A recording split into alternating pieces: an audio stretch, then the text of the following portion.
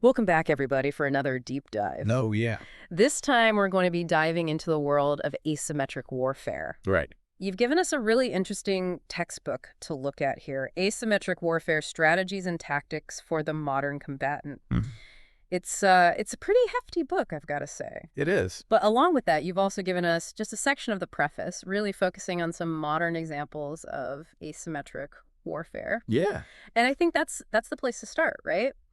Looking at those modern examples can really lead us into some of the bigger questions that this book is getting into. Absolutely. Like, how is it that throughout history, some of the most powerful militaries in the world have been defeated by much weaker opponents? Yeah. What's changed with technology, like drones and AI, and how have things like social media and even civilian infrastructure become part of warfare? Yeah, it's fascinating how warfare like this really forces us to rethink what it means to be strong in a military sense Mhm. and what it means to achieve victory. Yeah. It's not just about David and Goliath anymore. Right. It's about really being clever and finding those pressure points, those weaknesses, Right. and really turning what might be perceived as a strength into a weakness. Yeah, so the textbook gives a good overview of the definition of asymmetric warfare. But how would you kind of boil that down for our listener? How would you describe that in the context of some of these modern conflicts? I mean, a good example is what we're seeing play out right now in Ukraine, Okay. where you have a smaller force, the Ukrainian forces, facing a much larger, conventionally superior Russian force. Right. And they're using things that are available to anyone. So drones, satellite imagery, you know, very clever use of targeting and things like that, Mhm. really turning everyday tech into powerful military assets. Right. The textbook actually highlights that as like a textbook use of asymmetric warfare in the modern age. Oh, wow. So it's fascinating. Yeah, I was really struck by that example in the preface. And it's not just about having less firepower or less personnel. Like, it's about using what you do have, but using it in really unexpected ways. Yeah. And kind of going back to the technology piece, I was blown away reading this, that like a $1,500 drone can now do things that would cost millions of dollars just a few years ago. It's true. And that's a really great example of what we could call the democratization of technology. Mm, And that really is a game changer when it comes to warfare. okay. So tools and technology that were once only available to superpowers, Yeah. like precision weapons or secure communication systems, spy tech, essentially. Right. All that's now within reach of smaller groups or even individuals. So essentially anyone can be James Bond now, it sounds like. Well, in a way, yes. I mean, Yeah. maybe not with all the fancy gadgets, but the capabilities, right? Yeah. And this really kind of accelerates a trend that we've seen throughout history, Right. where smaller, more agile forces have been able to take on these huge empires. And speaking of history, you mentioned these smaller, more agile forces. It makes me think of some of the historical examples that are in the preface to this textbook, Yeah. where you have empires like Napoleon's, just to give one example, Hmm. that were brought down by smaller, more agile forces that were using these asymmetric tactics. Absolutely. And the examples are fascinating, right? I mean, Yeah. you see it again and again throughout history. Yeah, but now if you factor in this widely available and very advanced technology, Right. like we were just talking about, Yeah. it seems like the stakes are even higher. Absolutely. And the potential for these kinds of conflicts to really have a huge impact on the world stage is greater than ever. Yeah. And, it also raises some really serious ethical questions. Right. I mean, the textbook goes into some detail about this. Things like the use of civilian infrastructure. Right. Or even human shields, Yeah, that's a heavy topic. And honestly, it made me pause when I was reading about it. Yeah. So how does the textbook approach this ethical dilemma, do you think? Well, one of the things it emphasizes is that ethical considerations aren't just like a moral issue. Cool. It's a strategic one. Okay. So actions that violate certain norms, especially those that alienate the local population or really kind of cross a line in terms of what's acceptable, Right. that can have, and often does have, disastrous strategic consequences.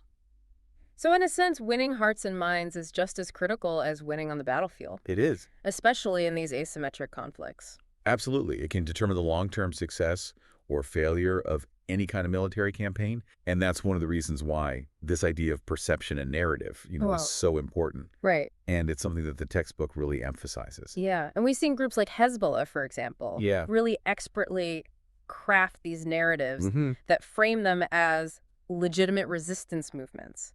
Right. And that can be just as potent as any weapon. Absolutely. And the textbook even talks about the 2006 Hezbollah-Israel war as an example of this, where even though Hezbollah suffered heavy losses on the battlefield, Hmm. they were still able to shape the narrative of that conflict in a way that really benefited them. They were. So how did they manage to pull that off? Well, they focused on two things, really.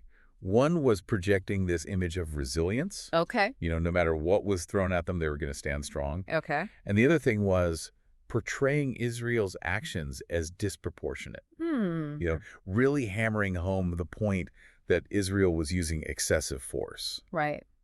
And this really resonated with a lot of people in the region and around the world. And I think what that really demonstrates is that victory is often perceived, right? It's not just something that's achieved through sheer military force. It is, and it's a much more complex picture than that. Yeah, so that leads to a really interesting question. What happens when you have a really powerful nation, like China, for instance, Right. that starts to adopt these asymmetric tactics? Mm-hmm. And the textbook talks about something called the three warfares doctrine, right? How does that work? What is that?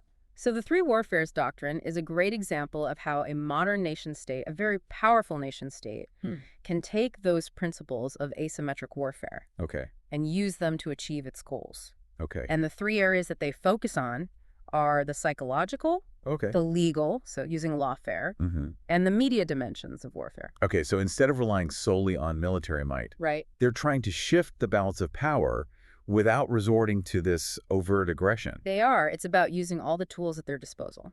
Okay, so can you give me an example of how that plays out in the real world? How does China actually use this?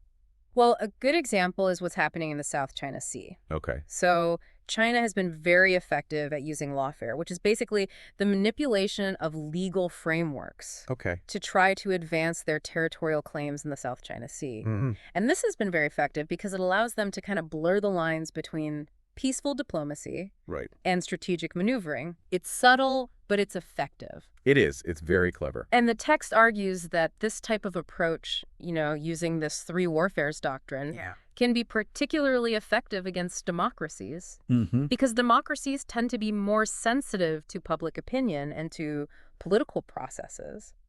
Absolutely. And I think a lot of that goes back to the idea that democracies, by their very nature, Right. are more open societies. Right.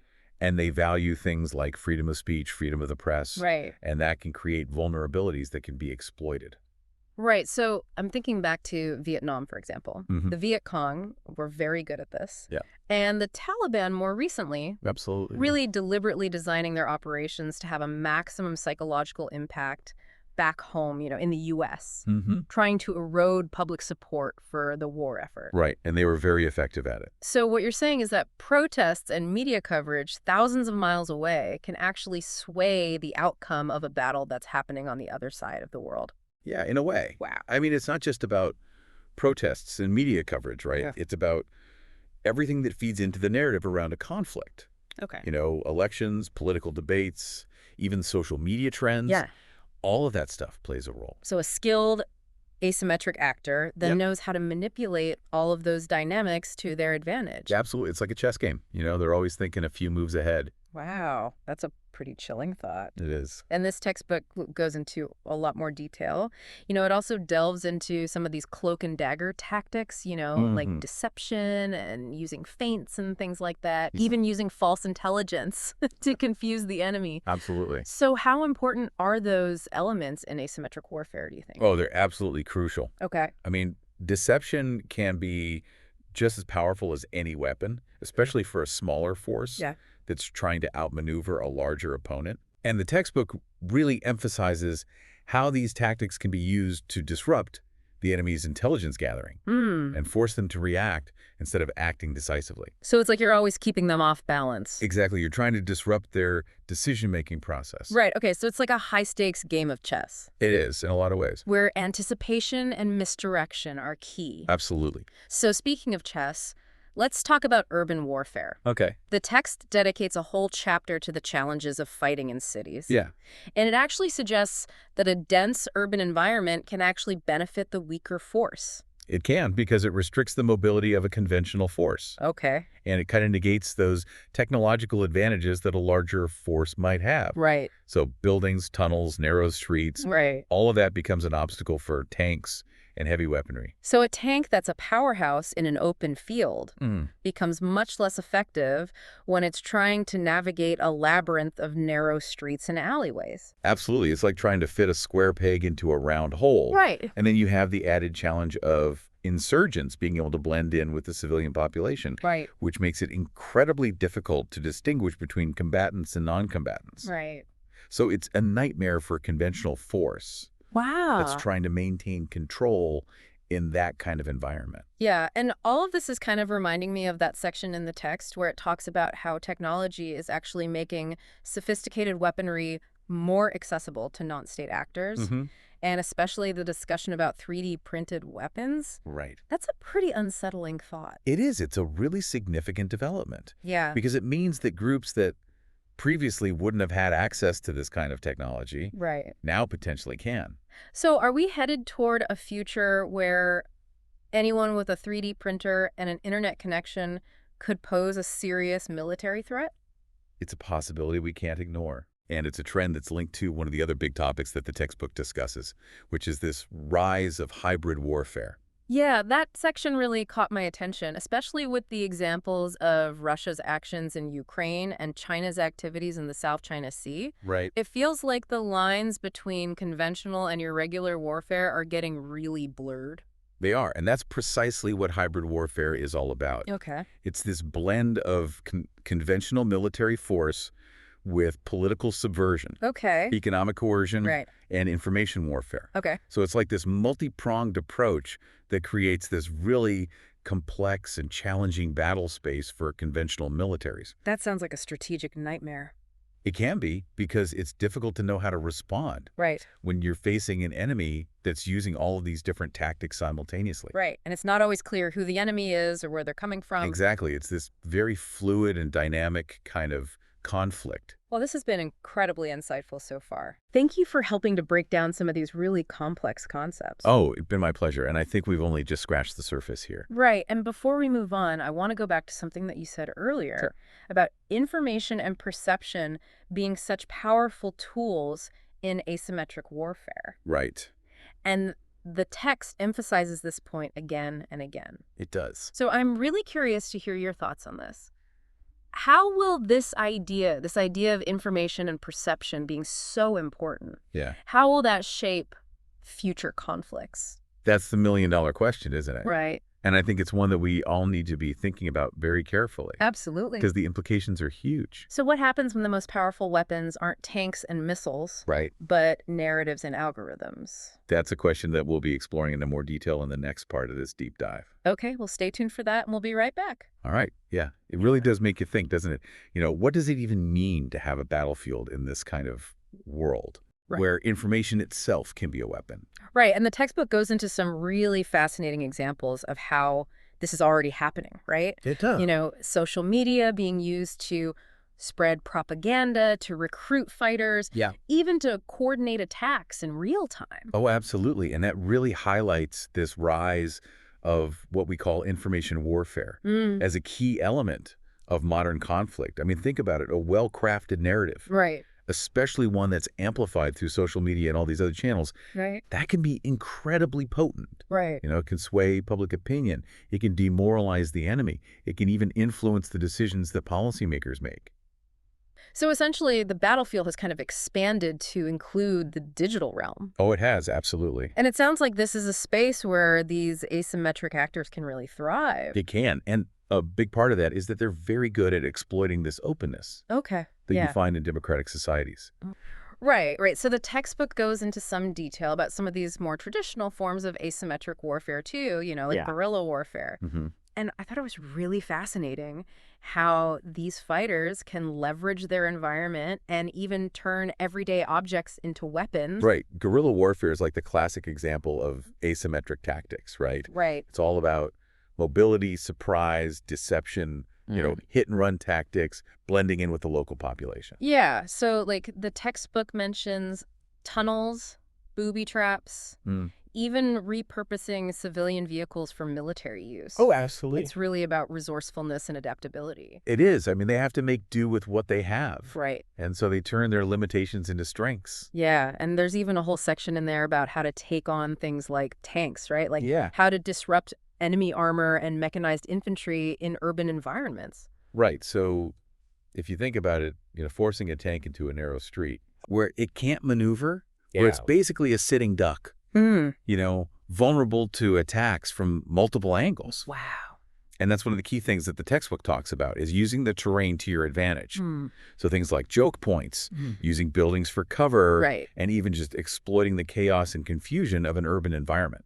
So a tank, which is so powerful in an open environment, becomes much less effective in the close quarters of a city. It does. It completely changes the equation. Right. And that's one of the key principles of asymmetric warfare, right? It's about turning the enemy's strengths into weaknesses. But it's not just about attacking, right? Right. The textbook also talks about how important intelligence gathering is and counter-surveillance, right? Oh, absolutely. Intelligence is crucial in any conflict. Right. But in asymmetric warfare, it's even more important. Okay. Because you need to have a really deep understanding of your opponent. Okay. You need to know their strengths, their weaknesses, Right. their patterns of behavior. And what really struck me was this whole discussion about secure communication, right? Like, how do these groups communicate effectively when they're operating in a hostile environment where every message could be intercepted?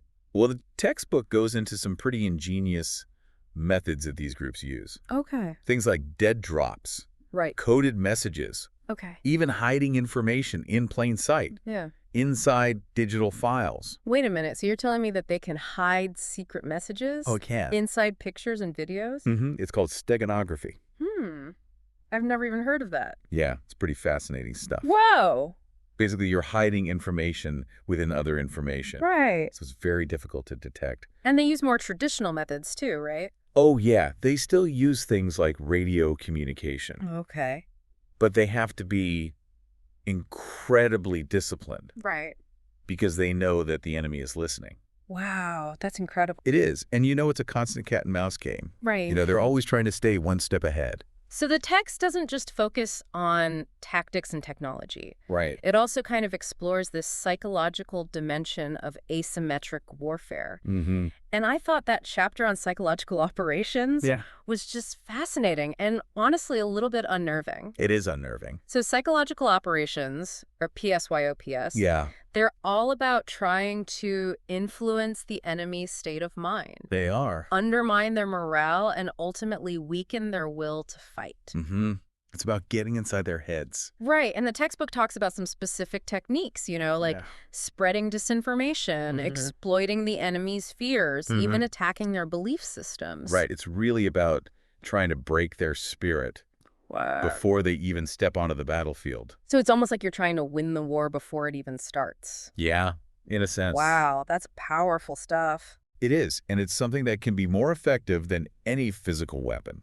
And in some cases, the textbook talks about how these techniques can be used against entire populations, not just individual soldiers. Right. And that's where things get really interesting and also really concerning. So it's about controlling the narrative, shaping perceptions, making people question their leaders, their cause, even their ability to win. Exactly. It's about sowing doubt and confusion. Wow.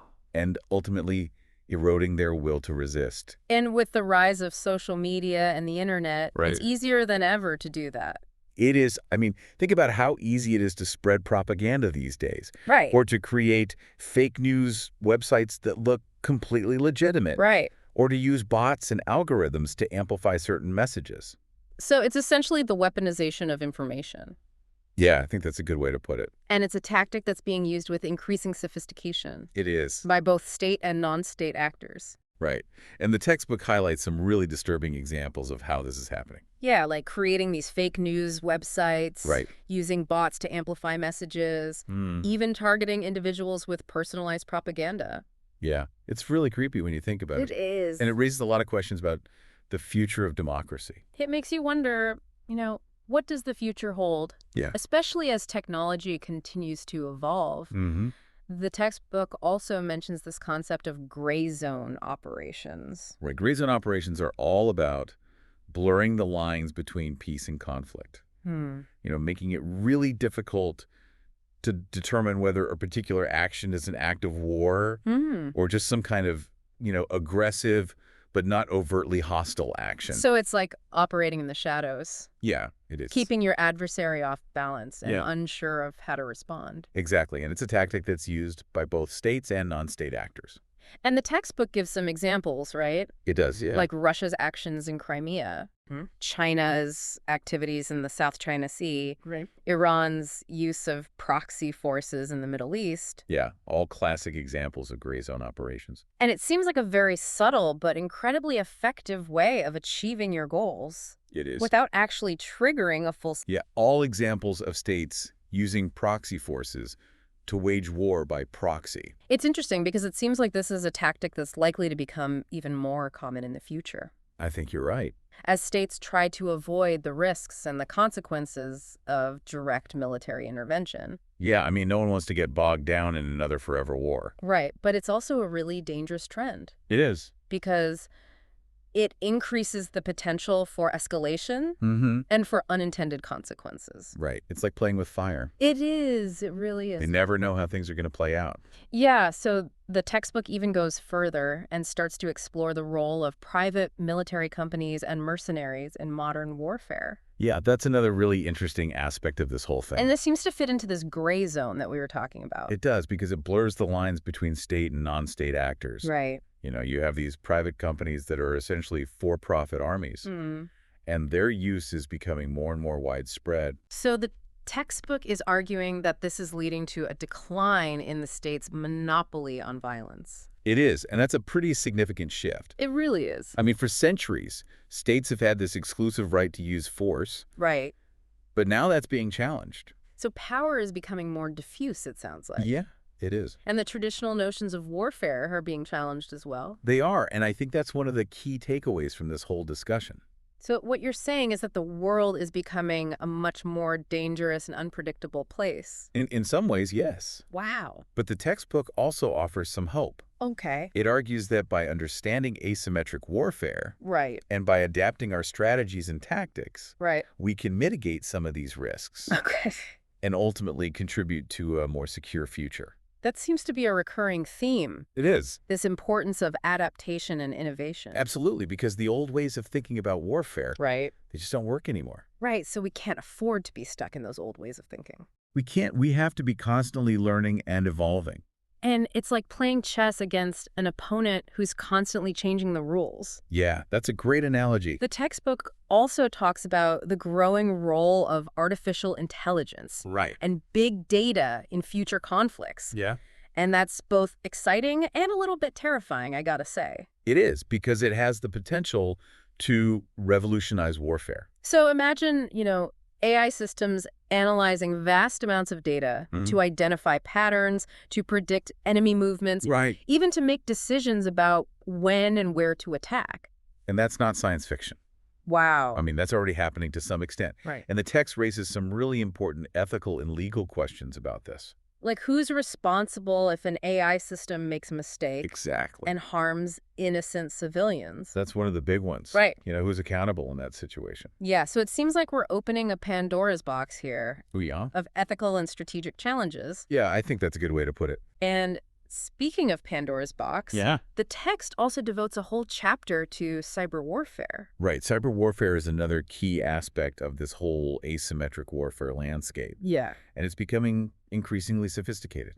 And the examples in the text were pretty alarming. They are. Things like shutting down power grids, crippling financial systems, Yeah. even interfering with elections. Right. And the thing about cyber attacks is that they can be launched from anywhere in the world.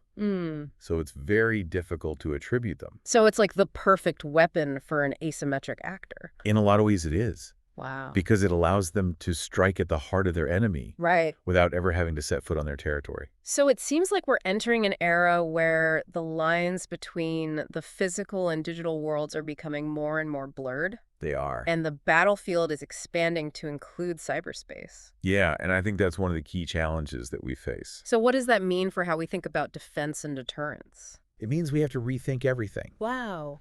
The old models just don't apply anymore. Right. We need to be much more agile and adaptable. Mm. We need to be thinking about how to defend ourselves against attacks that can come from anywhere at any time. So it's not just about building bigger walls and stronger armies anymore? It's not. It's about being smart Okay. and about being able to anticipate and respond to threats Yeah. in a very dynamic and fluid way. So what does that look like in practice? Well, it means investing in things like cybersecurity. Okay. It means developing international norms for cyberspace. Mm. And it means thinking about deterrence in a whole new way. It sounds like a daunting task. It is, but it's absolutely essential. Wow. So this whole conversation is making me realize that asymmetric warfare is about more than just tactics and technology. It is. It's about challenging our fundamental assumptions about how conflict is waged and how victory is achieved. Absolutely, because the enemy doesn't always play by the rules. And we need to be prepared to fight on their terms. We do. And that's one of the things that the textbook does so well. It really pushes us to think outside the box. Yeah. And it goes beyond the tactics. Yeah. And explores the ethical and strategic implications of using these methods. It does. And that's really important. Yeah. Because we need to be thinking about the long-term consequences of our actions. So, for example, the textbook talks about how relying on civilian support can backfire. Yeah. If the enemy exploits that dependency by targeting those communities. Absolutely. It's a double-edged sword. Right. So it's a constant balancing act. It is. Trying to achieve your objectives Right. while also minimizing the risks and the unintended consequences. Exactly. And that's where I think the real value of this textbook lies. It encourages us to think critically Right. about every decision that we make. So it's not just about winning at any cost. It's not. It's about winning in a way that's sustainable. Right. And that doesn't create more problems down the line. Yeah, so the text also talks about the future of asymmetric warfare, Right? and particularly how technology continues to empower non-state actors. Yeah. I mean, we're seeing this happening all over the world. Right. The proliferation of drones, the availability of these advanced cyber tools on the dark web, the rise of decentralized manufacturing using 3D printers. So you're saying that these technologies are essentially giving smaller groups access to capabilities They are. that were once only available to nation states. Exactly. And it's changing the whole landscape of warfare.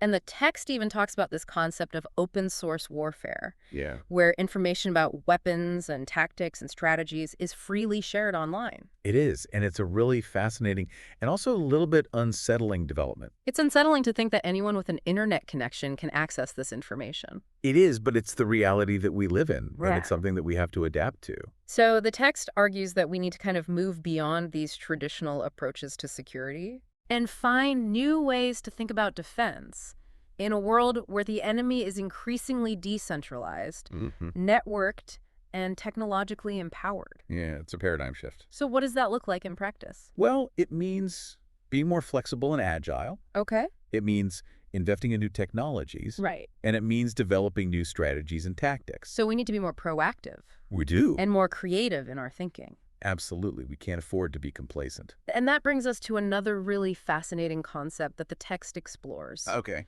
The decline of the state's monopoly on violence. Right. And this is a trend that we've been seeing for a while now. As non-state actors become more powerful and more sophisticated. So what are the implications of this shift? Well, for one thing, it means that traditional notions of deterrence Okay. don't work as well as they used to. Because you're not dealing with a rational actor who's afraid of being bombed back to the Stone Age. You're dealing with groups that are often willing to die for their cause. Right. And they don't have the same kind of infrastructure that a nation state has. Exactly. So they're much harder to target. So the traditional lines between state and non-state actors are becoming more and more blurred. They are. And this has major implications for international security. It does. So it becomes much more difficult to deter aggression, to enforce international law, Right. even to define what constitutes a war. Yeah. It's a whole new world. Wow. So the world is becoming a much more dangerous and unpredictable place. In some ways, yes. But the text does offer some hope. It does. By understanding asymmetric warfare and adapting our strategies and tactics, Right. we can at least try to mitigate some of these risks. We can, and I think that's the key message here. And again, it goes back to this idea of adaptation and innovation. It does. Being flexible, being creative in our thinking. Absolutely. We have to be able to think like our adversaries. And anticipate their next move. Exactly. It's like a game of chess. Yeah. You have to be able to anticipate your opponent's moves. Right. And be prepared to counter them.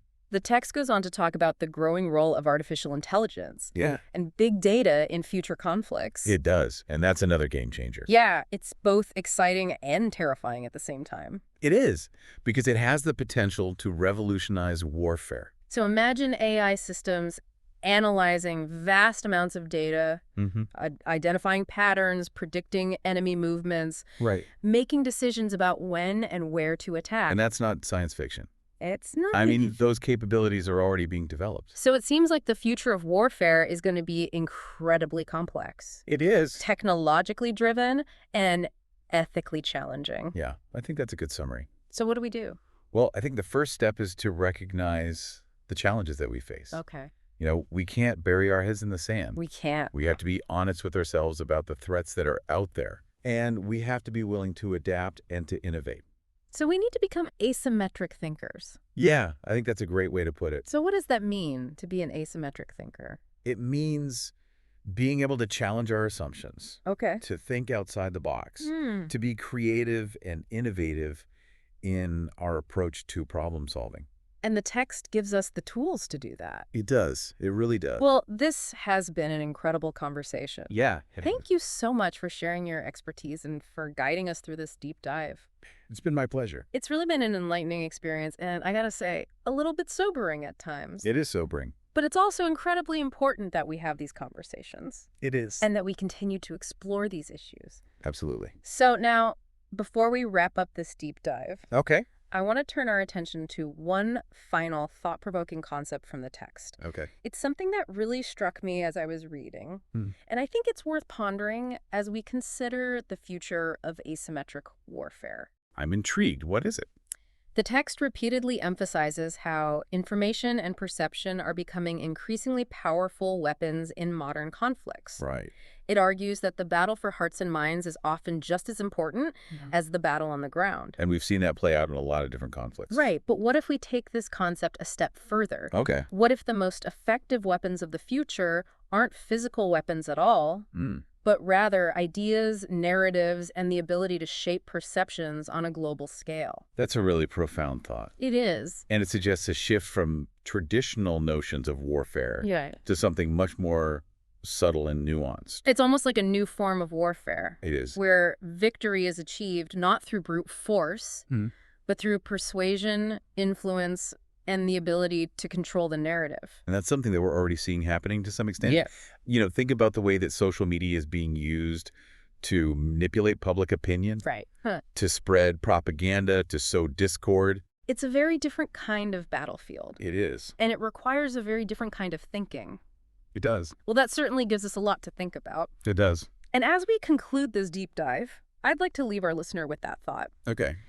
In a world where information is weaponized, where perceptions can be manipulated, and where narratives can shape the course of events, who are the real warriors? And what are the true battlefields of the 21st century? Hashtag TTFs, the deep dive, episode 2025-0307, part 3 of 3. Yeah, it's a really big question, isn't it?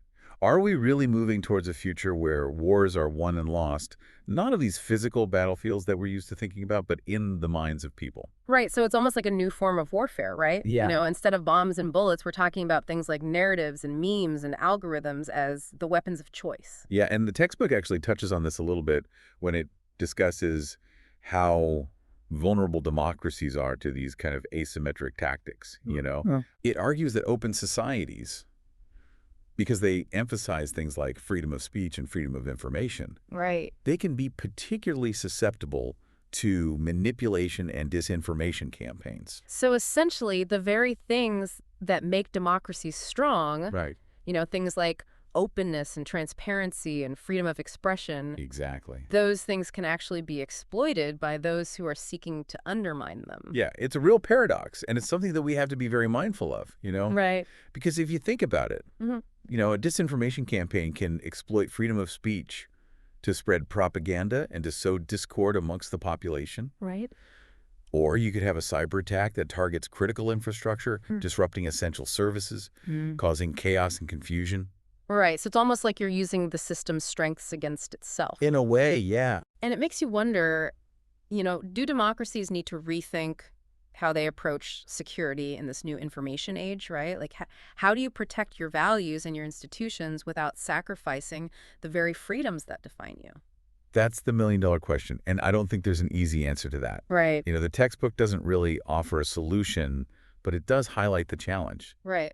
And it's something that I think all of us, policymakers, citizens, everyone really needs to be thinking about very carefully.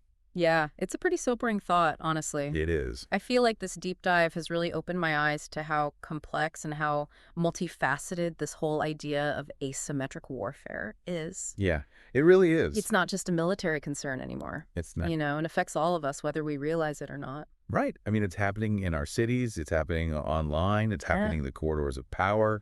So where do we go from here? I mean, what can we do to prepare ourselves for this new era of conflict where the lines are so blurred? Well, I think the key takeaway from this whole deep dive and from the textbook that we've been looking at is that we have to be adaptable. Okay. We have to be critical thinkers. Right. And we have to be willing to challenge our assumptions. So we need to be constantly learning, evolving, questioning the world around us. Absolutely. And we also need to be more aware, I think, Okay. of the subtle ways in which power is exercised and the ways in which information can be manipulated. Right. Because the more we understand about those things, the better equipped we'll be to counter them. So knowledge is power. It really is in this context. Wow. Well, this has been an incredibly thought-provoking conversation, I gotta say. Yeah. So thank you so much for guiding us through this really complex and kind of rapidly evolving landscape. Well, it's been my pleasure, and I hope that everyone listening has found this conversation as stimulating as I have. Yeah, me too. And honestly, this is a conversation that I think we all need to be having. Yeah, I agree. We can't just ignore these issues. We can't. They're too important. Right. So to everyone listening, I encourage you to continue your own deep dive into this fascinating world of asymmetric warfare. Absolutely.